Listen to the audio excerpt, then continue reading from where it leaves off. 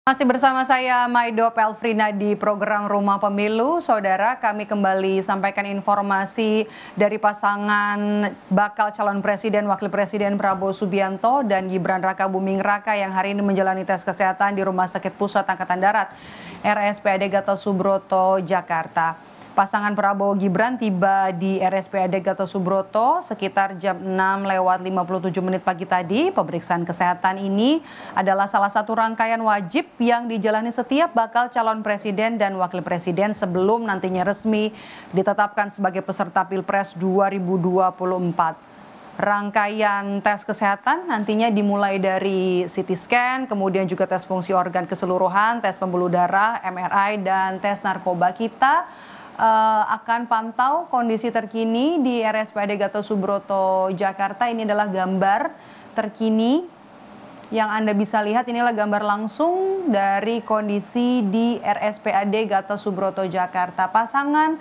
Prabowo Subianto, Gibran Rakabuming Raka menjadi pasangan yang terakhir menjalani tes kesehatan dari 3 orang paslon peserta pemilu presiden 2024. Dan informasi yang kami dapat dari KPU bahwa nantinya hasil tes kesehatan 3 pasangan calon presiden wakil presiden nanti akan diserahkan oleh tim dokter RSPAD Gatot Subroto ke KPU pada hari Jumat besok. Dan tes kesehatan ini nantinya akan dijalani sekitar waktunya yang dibutuhkan untuk tes kesehatan adalah sekitar 8 sampai 10 jam. Untuk pasangan pertama yang menjalani tes kesehatan kala itu adalah pasangan Anies Muhaimin pada hari Sabtu pekan lalu, sementara pasangan Ganjar Pranowo Mahfud MD pada hari Minggu, dan hari ini hari Kamis yang menjalani tes kesehatan adalah pasangan terakhir yakni Prabowo Subianto dan Gibran Rakabuming Raka.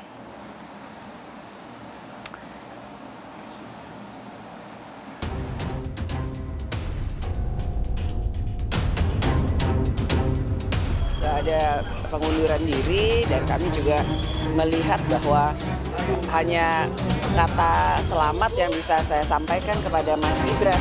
Ya udah, nggak masalah. Mas Gibran pamit jadi cawapres dari Mas Prabowo. Tenang saja Pak Prabowo. Tenang saja Pak. Saya sudah ada di sini.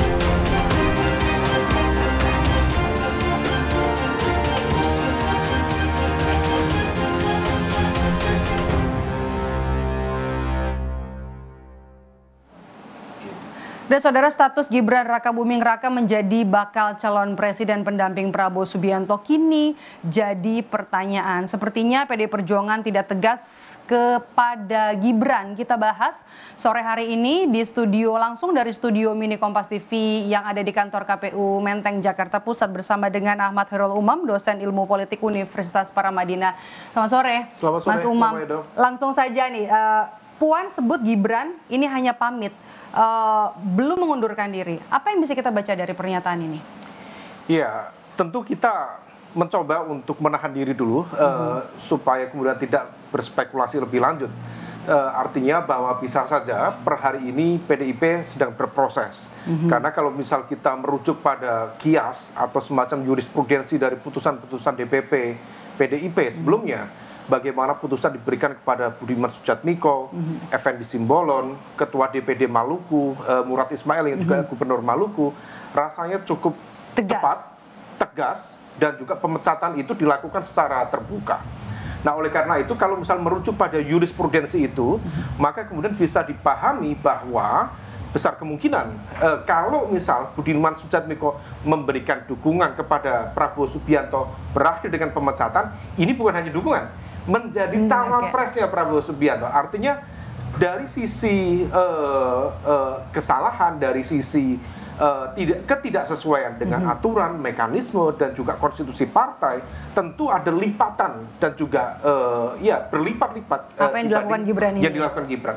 Oleh karena itu, kalau misal merujuk pada itu dan PDIP yang selama ini dianggap sebagai partai yang konsisten, menjaga tinggi loyalitas, kemudian juga konstitusi partai. Pun begitu maka juga dia harus Megawati sudah konsisten di sana. berkali-kali mengatakan tidak ada manuver, tidak ada dua kaki, Betul, tidak ada betul. tiga Saya kaki. pikir- Tapi ketika sama Gibran, kenapa kondisinya jadi berbeda? Apa Kalau skenario yang misal- lagi dimainkan oleh kalau PD misal Perjuangan? ternyata yang terjadi proses kemudian berjalan dan ternyata tidak terjadi pemecatan, artinya bahwa sebenarnya PDIP sedang mencoba untuk bersiasat.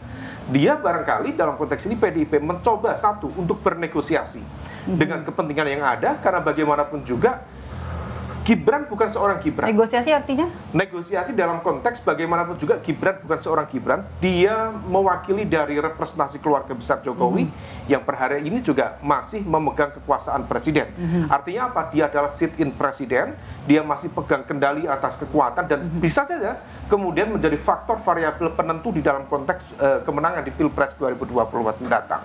Nah, kemudian di sisi lain bisa saja juga kalau misal seperti ini PDIP sendiri barangkali mencoba untuk menghitung betul, karena konsekuensi dari putusan itu cukup banyak. Pertama, kalau misal kemudian diberikan sanksi, apakah sanksi akan berhenti pada seorang Gibran? Karena bagaimanapun juga pengambilan keputusan ini bukan melibatkan Gibran seorang, tetapi tentu sudah disimulasikan, dikonsultasikan atas sepengetahuan dan tentu atas restu Pak Jokowi. Betul. Nah, oleh karena itu kalau misal memang ini sanksi akan diberikan pada Gibran, maka tentu membuka ruang kemungkinan untuk misalnya Memberi sanksi mengevaluasi total kepada status misalnya sebagai petugas partai Pak Jokowi dari PDIP. Nanti akan ada efek domino lanjutan. Kalau misal kemudian status petugas partai di-cut misalnya, lalu bagaimana dukungan politik PDIP terhadap pemerintah? Komitmennya untuk mengantarkan 10 tahun pemerintahan Jokowi. Apakah kemudian akan cut dukungan kepada pemerintah? Apakah 7 pos menteri dan wakil menteri dari PDIP akan di-cut juga? Dan yang terpenting, ini terkait dengan proses negosiasi. 3 komposisi capres-cawapres itu hampir besar kemungkinan, most likely, akan meletakkan proses Pilpres ke dalam 2 putaran.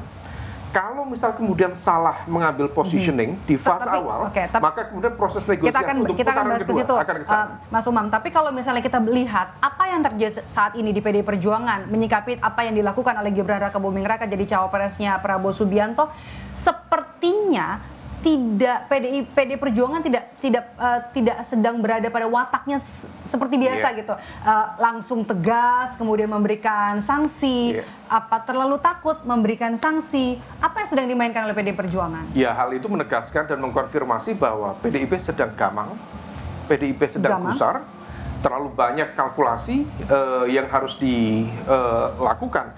Barangkali salah satunya tentu akan cukup banyak konsekuensi dari setiap putusan, karena putusan ini akan memberikan impact kepada tadi putaran kedua, dan putaran kedua akan menentukan apakah PDIP akan menjadi part of the government pada Pilpres pasca Pilpres mendatang, ataukah menempatkan PDIP di luar kekuasaan itu sendiri.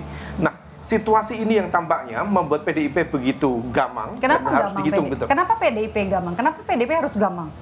Masih ragu tentu harus disimulasikan betul. Kalau misal memang pernah konon sejumlah informasi spekulatif ya, Bu Mega konon menyatakan di hadapan jajaran elit PDIP, kita kalah tidak apa-apa, yang penting kalah terhormat. Mungkin dalam konteks komitmen perjuangan, dignity itu betul-betul dijaga tinggi oleh Bu Mega. Tetapi belum tentu kemudian di level elit PDIP kemudian siap dengan konsekuensi dari kekalahan. Karena begitu kalah, dia akan berada di luar kekuasaan, dia akan menjadi oposisi, dan kemudian akan banyak luxury privilege yang kemudian akan di-take out dari posisinya sebagai kekuatan oposisi dalam demokrasi kita. Nah, situasi ini yang tampaknya akan dihitung betul. Saya pribadi masih menduga bahwa PDIP masih mencoba berhitung. Jadi PDIP hati-hati betul bersikap atas apa yang dilakukan oleh Gibran. Hati-hati betul. Karena bagaimanapun juga kalau kita kembali mencerna karakter PDIP sangat berbeda. PDIP bukan seperti Golkar. PDIP tidak mencoba untuk misalnya menebar kader di masing-masing koalisi, lalu siapa yang menang kemudian akan diakui sebagai kader terbaiknya. PDIP per hari ini belum pernah melakukan seperti itu.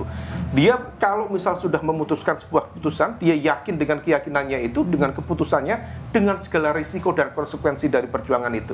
Akan tetapi barangkali situasi ini terus berkembang, tetapi kalau misal tidak ada respon cepat, tidak ada punishment, itu mengindikasikan bahwa PDIP barangkali sudah bergeser dari ideologis menjadi pragmatis. Oke, ini artinya sanksi ini juga mempertimbangkan bahwa takutnya kalau memberi sanksi terlalu cepat dan tidak dipertimbangkan masak-masak, suara dukungan dari Joko Widodo yang tadinya mungkin ke PD Perjuangan akhirnya pindah, meskipun kita sudah tahu ya, kita sudah bisa baca dukungannya ke putranya, dan 2 orang putranya juga sudah ada di koalisinya Prabowo Subianto.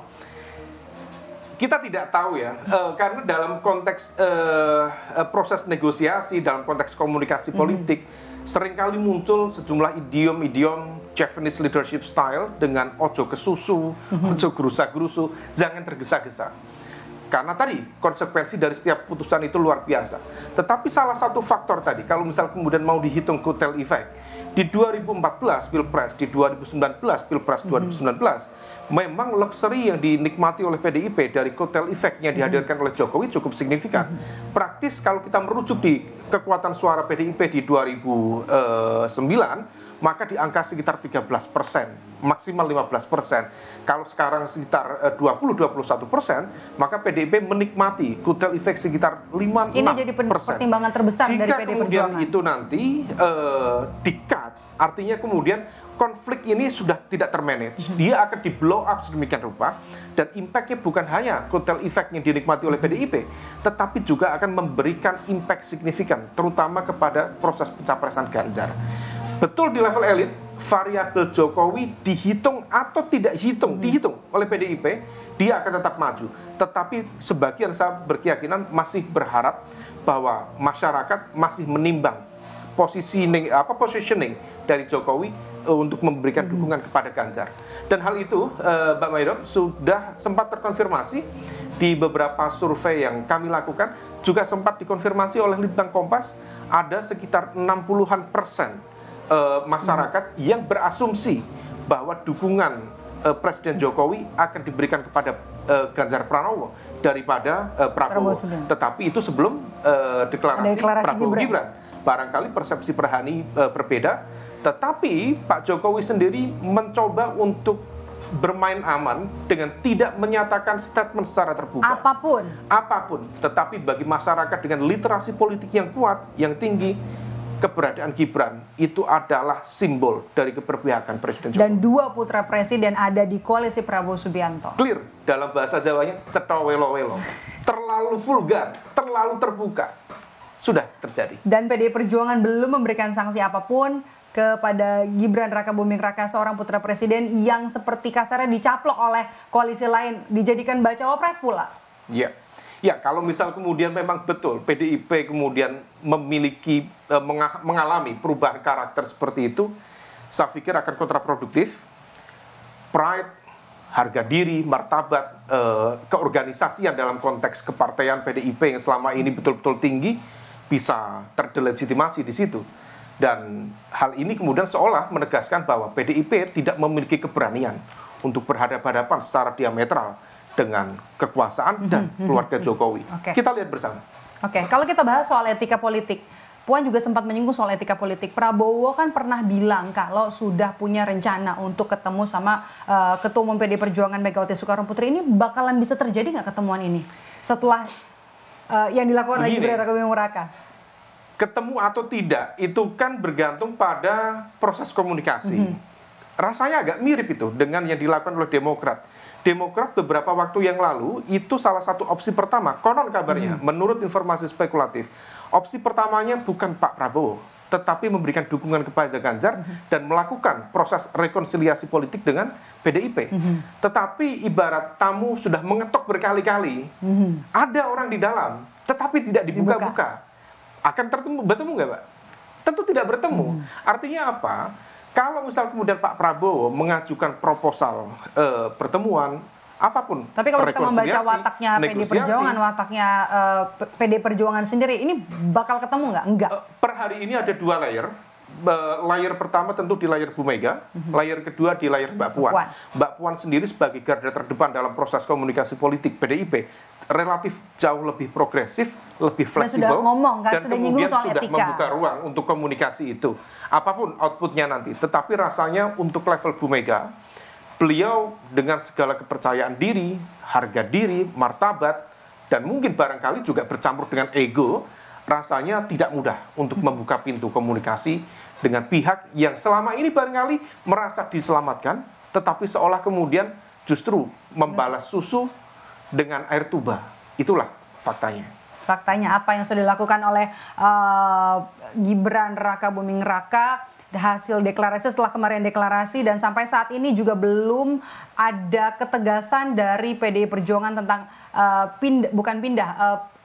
pemilihan Gibran Rakabuming Raka menjadi pendamping Prabowo Subianto menjadi bacawa pres Prabowo Subianto di Koalisi Indonesia Maju. Terima kasih Mas Umam, dosen Ilmu Politik Universitas Paramadina, sudah bergabung, sudah datang langsung ke studio mini Kompas TV yang ada di kantor KPU.